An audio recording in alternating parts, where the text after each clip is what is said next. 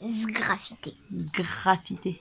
Sgraffité. Maman. C'est sgraffité ou graffité? Sgraffité. Sgra? Ah, d'accord, j'ai cru qu'elle se moquait de moi parce que j'avais fourché, mais en fait, pas du tout.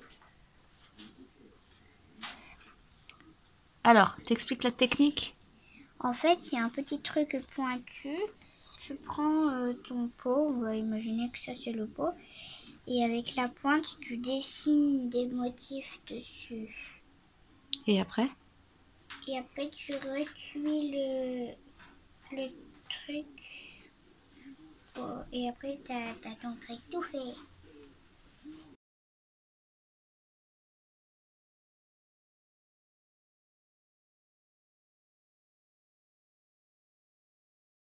Très alambiqué, mon parcours scolaire. Donc, pour faire simple, j'ai fait un bac A2. À l'époque, ça s'appelait le bac A2. C'était 3 langues vivantes et philo, qui étaient D'accord. au plus gros COEF.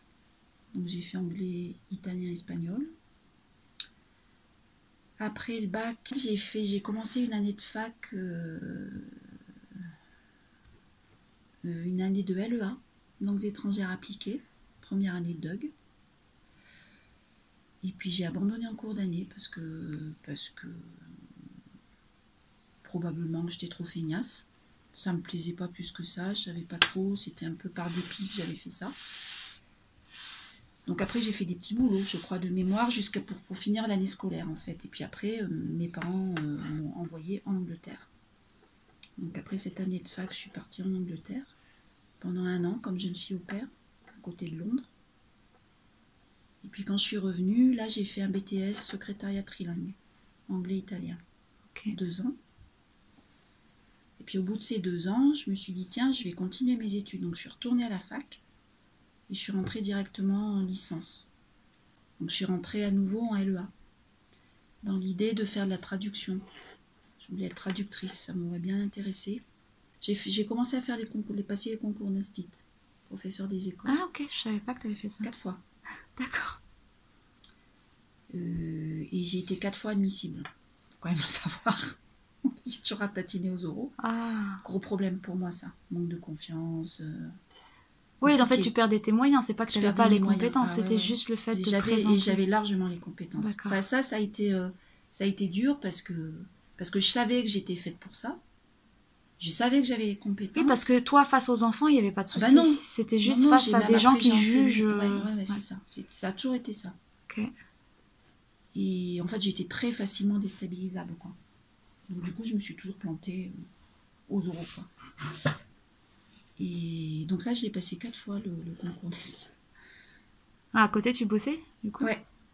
Ouais, je peux payer mon appart, j'ai bossé à McDo, j'ai bossé à Flunch, j'ai fait plein de petits boulots, j'ai fait des gardes d'enfants, j'ai donné des cours particuliers. C'était même pas un projet, si tu veux. Ça, c'était... Tu te cherchais. voilà, je savais vraiment pas quoi faire, en réalité. Je savais vraiment pas quoi faire, et je suis allée au plus simple, c'est-à-dire que j'étais douée en langue, j'avais pas de problème, j'étais... en faisant le moindre effort, enfin en faisant aucun effort, j'y arrivais. Bon, à part pour faire de la traduction, là, il fallait que ce soit un peu plus... Donc j'ai choisi ça, mais j'avais pas d'envie, j'avais pas de passion. Donc voilà. Mais pour faire une petite aparté quand même, quand j'ai choisi de faire A2, j'ai longuement hésité, et ça vient de là en fait. Mon erreur de parcours. D'accord. J'ai longtemps hésité, enfin j'ai pas mal hésité, j'ai failli aller en A3. Ce qu'on appelait à l'époque A3, c'était art plastique. J'aimais bien. J'aimais bien dessiner, j'avais un bon coup de crayon, mais sans passion particulière, mais j'aimais bien. Donc j'avais hésité entre A2 et A3. Et pour faire A3, il fallait... moi j'étais au lycée Stendhal à Grenoble, il fallait aller à Champeau. Ça veut dire qu'il fallait laisser tous les copains, quoi. Et ça, c'était hors de question que je lâche les copains. Donc c'est bête, hein. Donc tu as choisi pour les Donc copains. j'ai choisi A2 pour rester avec les copains. Ok. Et voilà. C'est très confus en réalité, c'est un peu n'importe quoi, je désespérais ma mère. Bah, ceci dit, c'était pas facile pour toi non plus. Parce que tu faisais les choses comme elles venaient, entre Mais guillemets, en même temps, pour j'avais pas des rester à rien facilités, faire. tu vois. Donc voilà, je faisais des choses, j'ai réussi plus ou moins, sauf les concours. Ça, c'est vraiment, j'ai bien compris que c'était pas pour moi, mais...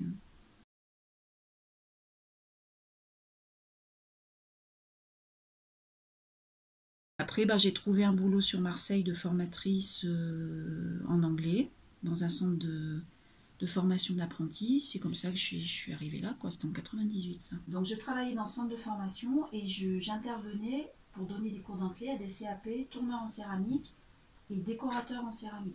En fait, je m'épanouissais pas du tout dans mon travail. Ça me plaisait pas. Parce que là, comme tu n'étais pas avec les enfants, du coup, tu formais des grands. Des grands, des jeunes et des adultes. D'accord. Voilà. Que toi, à la base, tu voulais être instite, donc pour être avec des enfants, et puis pas forcément l'anglais. En fait, l'anglais, ça m'a suivi, si tu veux, parce que... Et en fait, chaque fois que je voulais un boulot, je postulais pour autre chose. En fait, là, de mémoire, je crois que j'avais postulé pour faire l'alphabétisation auprès des gens, des primo-arrivants. Ouais. Et puis, mon CV, voilà, elle a le profil type, j'avais besoin de travailler, donc on vous propose un poste de formatrice. Donc, j'ai toujours été poursuivie par ça, mais je voulais m'en débarrasser, ça ne m'intéressait pas, en fait. Et puis je pense que j'étais un peu juste en termes de niveau, parce que j'avais aussi des BTS, il faut quand même être nettement au-dessus. Donc ça me demandait un travail de fou pour des corrections de fou.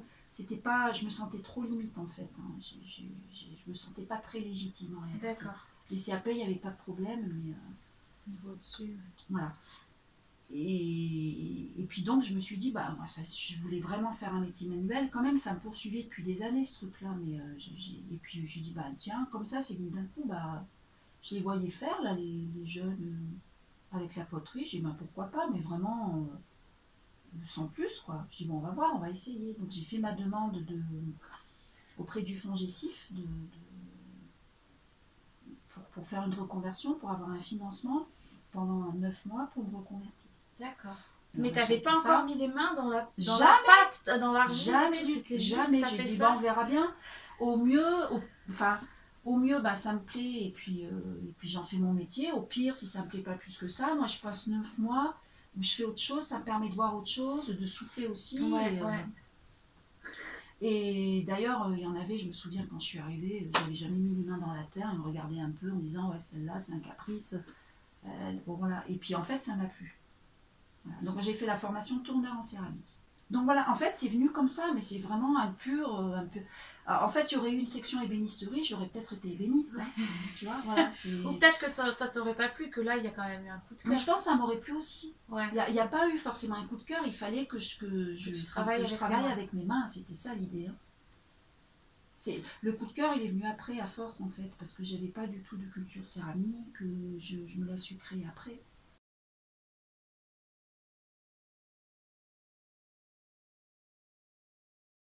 À la fin de ma formation, j'ai voulu négocier mon licenciement pour pouvoir bénéficier du chômage. D'accord. Pour pouvoir m'installer à mon compte, parce que c'était clair, c'était ce que je voulais faire en fait, c'était bon, c'était clair. Bon, pour plein de raisons, il me l'a refusé, enfin, ce qui se comprend aussi, bref, peu importe. Donc du coup, j'ai démissionné. Quand tu es démissionnaire, tu as 3 mois de carence avant de pouvoir... 3 ou 4 mois, je me souviens plus. Après, ça a peut-être changé depuis. Après, j'ai touché mon chômage. J'ai utilisé mes 2 ans de chômage pour monter ma gamme. D'accord, pardon. Parce qu'il fallait bien ça, en fait. Donc, en fait, quand tu parlais... de tests, tu testais tout. En fait, il faut que tu fasses une gamme. C'est-à-dire que tu ne vas pas faire un truc... une gamme avec des fleurs, une autre gamme en racoup, une autre gamme en... Il faut que quand tu t'installes, que tu aies une gamme, en fait, qu'il y ait une cohérence. Ouais. Tu vois, il y en a qui font tout, mais ça marche pas, quoi. Il faut qu'il y ait une cohérence. Donc, il fallait que je trouve mon style, il fallait que je trouve la matière que j'utilise, mon décor, mes couleurs, mon émail. C'est plein de choses. Donc, ça, il fallait que je le monte. Donc, je l'ai monté, il m'a mis 2 ans. Et en fait, quand tu demandes quelles ont été les difficultés, je n'ai eu que des facilités. D'accord. En réalité. Parce que j'ai un peu réfléchi à ça l'autre jour, j'ai cherché les difficultés, mais j'en ai pas trouvé. Ouais. Donc j'ai eu que des facilités, c'est-à-dire que j'avais mon chômage, ce qui était quand même confortable. J'avais des contrôleurs, enfin de Pôle emploi, là, enfin de l'ANPE à l'époque, comment on appelle ça, qui te suivent, oui, quoi. Oui. Qui n'étaient pas pénibles parce qu'ils savaient que j'avais un projet. Ils n'étaient pas là à me dire, il faut trouver un travail. Je disais, je suis en train de monter j'ai un projet, je vais devenir céramiste. Donc ils ne m'embêtaient pas, j'avais pas besoin de trouver un boulot, voilà. J'avais un local, puisque c'est ma belle-mère qui m'avait gentiment prêté son garage. D'accord. Pour l'achat du matériel, c'est mon père qui m'a aidé, qui nous a prêté des sous. pour pouvoir acheter le four, parce que c'est plusieurs milliers d'euros. Ouais. Ça, mon père nous a prêté des sous. Voilà, enfin, tout était, et surtout, par-dessus tout, Serge, qui m'a soutenu. Ouais. Bon, donc en fait, c'était très simple. Il n'y avait pas d'enfants à ce moment-là, donc bon, et il y a une perte d'argent, oui, ça c'est sûr, une perte De revenus, bah ouais. Mais je n'ai eu que des facilités en fait. Tant mieux. Ah oui, oui. Vu le parcours que tu as eu avant, qui entre guillemets aurait pu te permettre de te faire à ce moment-là, finalement, comme tu... Parce que tu dis que c'était en 98 que tu as découvert, donc ça veut dire que tu avais... Dans 98, je suis rentrée à l'ADEF, enfin donc à ce fameux centre de formation de 98. J'ai dû me former en 2001. Donc tu avais déjà plus de 30 ans? Non. Là, c'est déchiré. Ouais, oui, j'avais plus de 30 ans. Ouais. J'avais une trentaine d'années, à peu près, un peu plus de 30 ans. Ouais. Oui, Okay. C'est ça.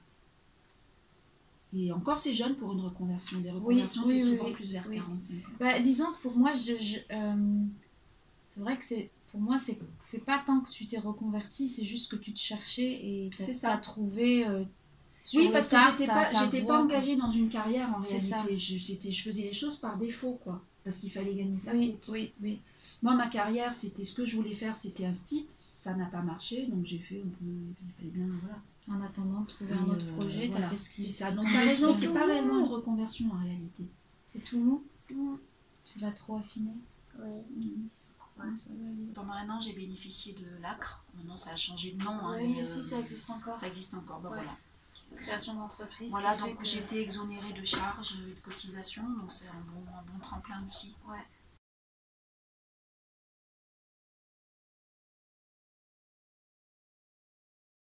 Mon organisation, elle est comme n'importe quel salarié, sauf que c'est pas toujours la même en fonction des jours, mais toutes les semaines, c'est le même pour chaque jour, quoi.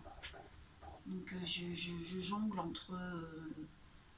entre l'atelier ici, mes cours, les cours que tu donnes en céramique. Que je donne en céramique, pardon. Enfants et adultes. Ouais. Donc le lundi, c'est jour d'atelier. C'est ici, c'est chez moi. Le mardi aussi. Le mercredi, je suis à Aiguière pour donner mes cours enfants-adultes. Le jeudi, c'est chez moi jusqu'à 5h où je vais donner mes cours enfants à côté, là, pas très loin de chez moi. Et vendredi, atelier aussi. Et là, ça c'est... Alors toi, tu as aussi le phénomène de saison parce que Alors voilà, donc ça c'est sur l'année, d'une manière générale. Après, on rentre dans la saison. Donc quand on rentre dans la saison des marchés, effectivement, là c'est essentiellement l'été, mais j'en fais un petit peu aussi au printemps. Mais voilà, donc là c'est une autre organisation, il n'y a plus de cours. Et je pars...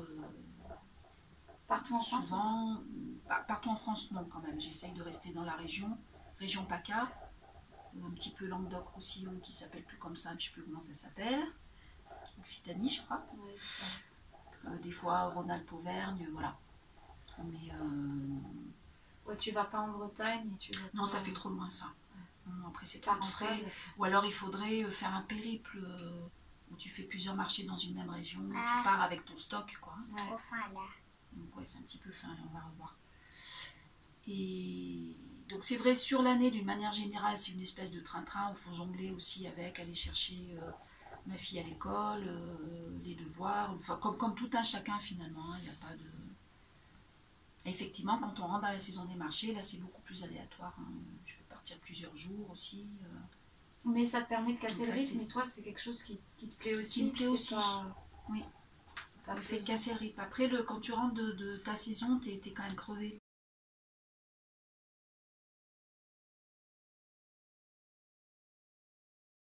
Je leur transmets surtout un savoir-faire, des techniques, Voilà. essayer de développer leur imaginaire, voilà. Mais après, un petit peu la politesse de temps en temps, voilà, on revoit un petit peu les fondamentaux. Mais voilà, mais par contre, en réalité, les enfants, mais même les adultes, même une grande majorité des adultes, c'est vraiment un échange. Ils me transmettent souvent plus que ce que moi je leur transmets en fait. Hein. Ouais. Enfin, j'apprends beaucoup d'eux aussi. Ouais. Mais même, pas forcément de la vie, dans des grands trucs métaphysiques, mais j'apprends d'eux, mais même techniquement. Parce qu'en fait, c'est souvent des challenges, ils veulent faire ça, mais comment on va faire? Parce que ça, normalement, ça se fait sur le tour. Je ne vais pas leur faire du tour. Donc, il faut trouver des techniques, il faut aller chercher, il faut trouver des moyens qui façonnent un objet qu'ils ont en tête. Ouais. Et ça, techniquement, c'est super intéressant. Et même des fois, même les enfants, des fois, ils me disent « Mais pourquoi tu fais pas ça comme ça ?» Ah ouais, tiens, j'ai jamais pensé. En fait, c'est vachement simple, c'est une bonne idée. Moi, ce qui m'a manqué, et donc c'est pour ça que je pense que je serai là pour Jeanne, c'est que mes parents, ils ont été chouettes en fait, parce qu'ils nous ont laissé faire ce qu'on voulait. Sauf que mes 2 sœurs, elles voulaient être infirmières de toute petite, elles savaient. Mon frère voulait être prof, enfin, ils savaient les 3 ce qu'ils voulaient faire. Moi, je ne savais pas. Mais on m'a laissé choisir des choses où j'avais pas de choix possible parce que je savais pas, enfin, je savais pas vers quoi m'orienter. Et je pense que ça m'aurait aidé qui me booste en fait, qui me pousse, limite qui m'impose des choses. Peut-être que ça m'aurait mis des grandes claques. Je me serais dit, ben tiens, finalement ça me convient pas. Je serais peut-être allée sur autre chose. Ouais. Alors, je peux pas leur en vouloir parce qu'au contraire, quelque part c'était chouette. Mais c'était presque trop ouvert en fait. Mais par rapport à toi, je ne savais pas quoi. Ouais. Voilà. J'aurais aimé être un peu plus accompagnée là-dedans. Transmettre, je sais pas si c'est une question de transmission. C'est plus une question, moi je vais être là pour elle quand elle sera dans ce type de choix-là. C'est difficile de faire des choix. Ouais. Très difficile. Que ce soit des choix de vie, des choix. On fait toujours des choix. Des fois on fait pas les bons, mais en tout cas c'est le choix qu'on a fait. Et c'est de faire, on va coller.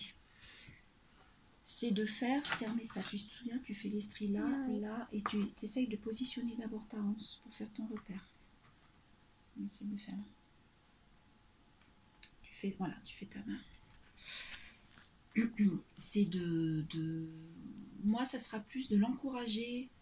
J'ai souvent dit, si elle veut, et c'est pas péjoratif, hein, mais si elle veut être coiffeuse, mais que c'est vraiment ce qu'elle a envie de faire, que c'est pas parce qu'elle n'a pas envie de faire d'études, et ben il n'y a pas de problème, tu seras, voilà, moi si elle a une envie de quelque chose, on l'encouragera dans ce domaine-là, on ne dira pas, il faut à tout prix que tu fasses des grandes études, parce que tu es dans une famille, on fait des grandes études. Ouais. Voilà.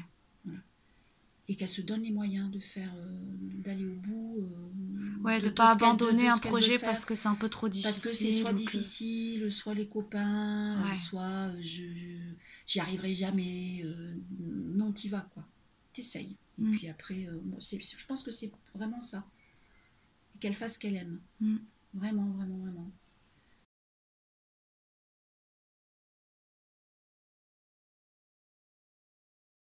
C'est de faire. Parce qu'il y a plusieurs, quand on fait ce métier, il y a plusieurs phases. Hein. Il y a aussi la phase de vente, hein, de commercial. Hein. La phase de communication, la phase tout ça, moi, je ne sais pas faire. Vendre aussi quand même. Hein, oui, quand tu es sur un marché, ça va, le contact avec les gens. Oui, ça va. Ça va. Après, je suis pas... le contact, ça va. J'ai de très bons contacts avec ma clientèle. Par contre, j'ai du mal à parler de mon travail. Comment dire? Mais d'ailleurs, on est nombreux dans ce cas-là. À le mettre en avant. C'est-à-dire de mettre en avant, et puis en fait, quand les gens sont devant le stand, je leur dis bonjour, je dis je suis là, je fais un grand sourire, voilà, en gros, c'est si vous avez besoin, voilà. Mais il y en a plein qui vont dire, alors là, vous voyez, là c'est ça, là c'est fait comme ça, comme ça, comme ça, et moi j'ai toujours peur de les embêter, les gens. Donc de trop leur donner j'ai toujours un petit peu de distance.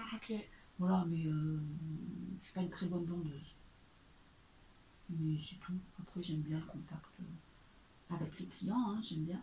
Mais donc, la partie que tu préfères, c'est pas là où je suis plus à l'aise, moi, c'est quand je suis dans mon atelier. Et est-ce qu'il y a un truc que tu aimes moins? Je sais pas, moi, parce que après, tu vas nous parler des étapes, mais il y a quand tu es avec la terre et que tu façonnes, et il y a quand... Le maillage. Ce que j'aime le moins, c'est les maillages. D'accord. Et ce que tu aimes le plus? C'est quand tu... C'est le façonnage quand je tourne, j'adore tourner, et le décor. C'est au même niveau, j'aime les deux.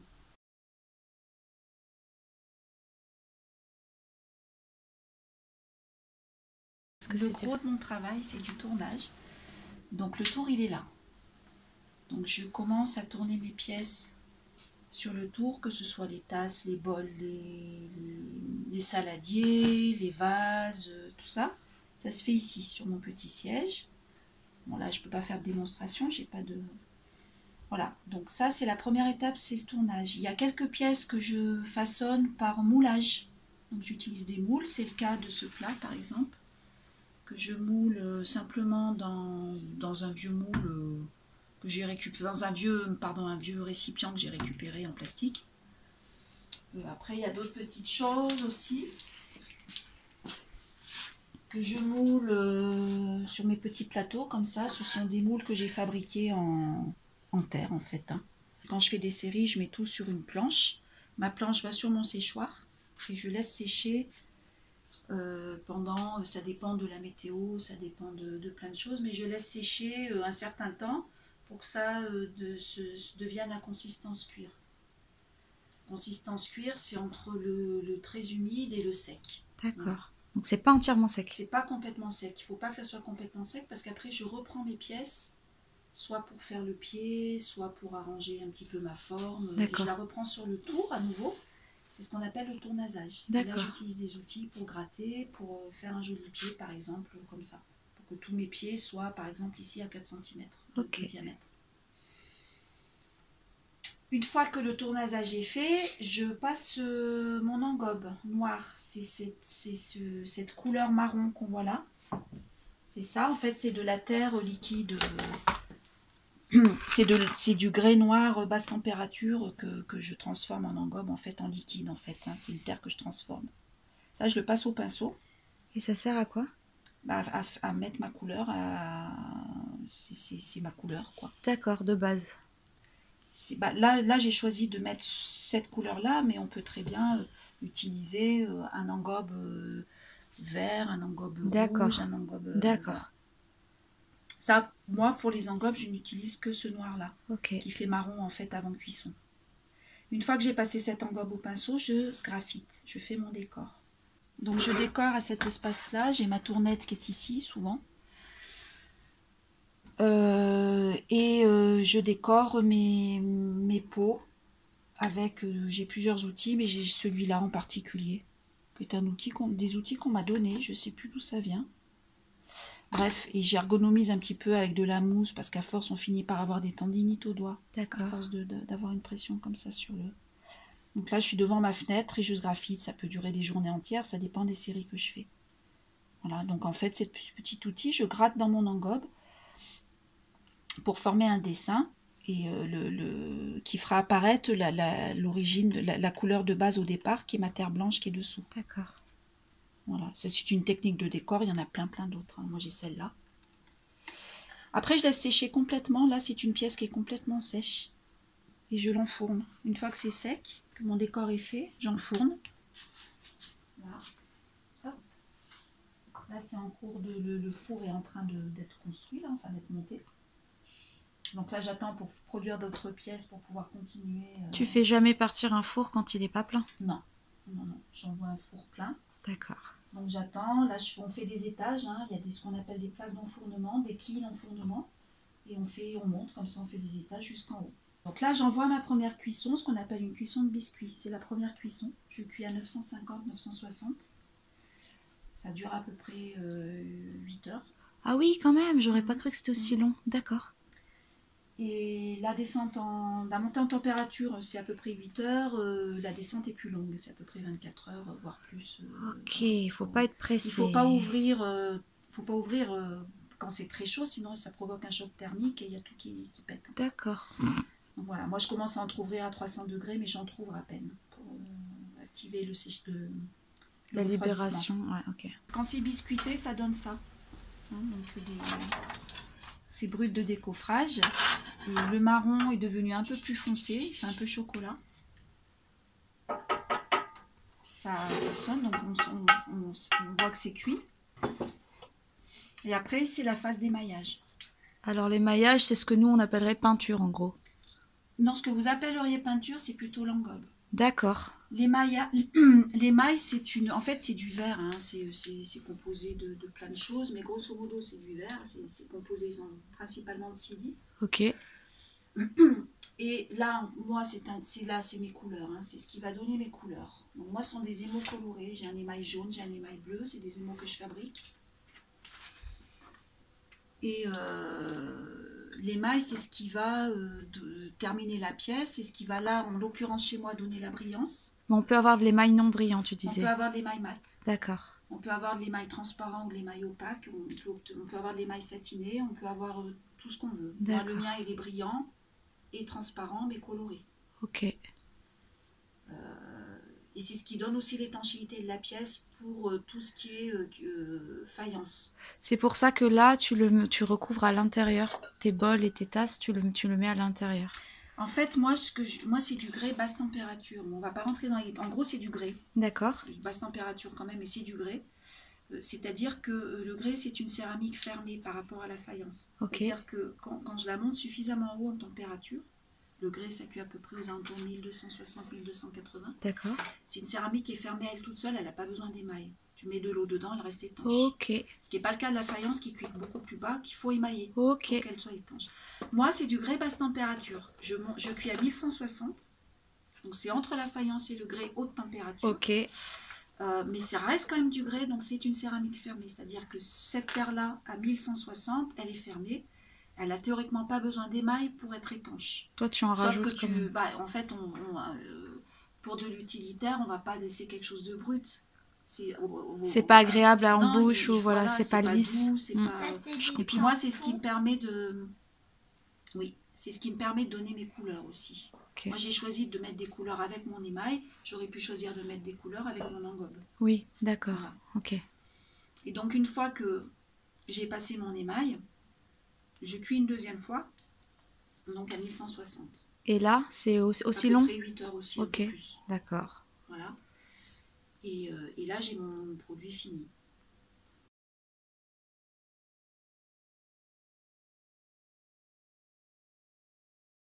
Moi, je n'aurais pas fait ce parcours-là sans mon mari, qui m'a soutenue, qui m'a aidée, qui a jamais rechigné, qui a jamais dit non, parce qu'en fait, il y avait une grosse perte de revenus, je disais. Donc voilà, c'est la personne que je remets. Après, il y a les gens du parcours de formation, mais bon, à la rigueur, ils ont fait leur job, quoi. Il n'y en a pas eu dans le tas qui m'a particulièrement... à part Jean Fradin, peut-être. Peut-être un petit hommage à Jean Fradin, qui est décédé depuis et qui était un super prof. Voilà. Je sais pas. Ça, c'est ce que je leur fais faire pour Pâques. Ça, c'est Pâques. Je fais une petite assiette. Ensuite, ils vont décorer le... Puis on va le coller là-dedans, le petit œuf. Ça fait une petite boîte. Ah, c'est chou pour mettre les chocolats. Voilà. Et à tous les Pâques, je leur achète des chocolats. Donc, je vais faire un récipient, je mets les chocolats dedans, puis je fais un paquet.